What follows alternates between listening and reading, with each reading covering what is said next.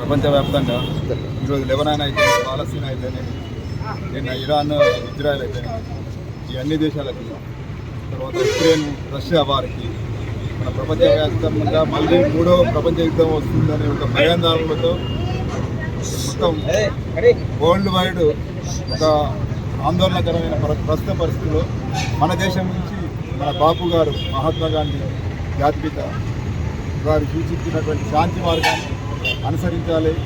అది అనుసరిస్తే ప్రపంచం అంతా శాంతిగా ఉంటుంది, మనం శాంతిగా ఉంటాం. మన కుటుంబాలు కూడా ఏదైనా చిన్న చిన్న గొడవలతో వ్యతిరేక పరిస్థితులు కాకుండా శాంతి మార్గాన్ని వస్తే ఆ సమస్యకు అదే పరిష్కారం దొరుకుతుంది. అది మేము కోరుకుంటున్నాం.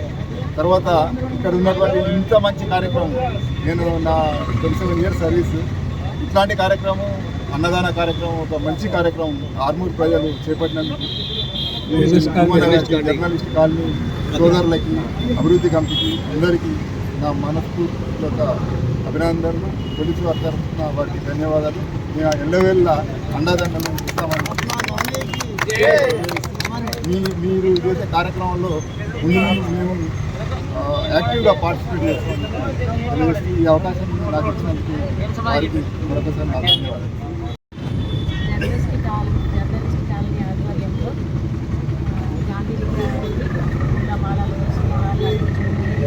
అదే విధంగా పేదవారికి అన్నదాన కార్యక్రమాలు ఇటువంటి మంచి కార్యక్రమాలు చేస్తూ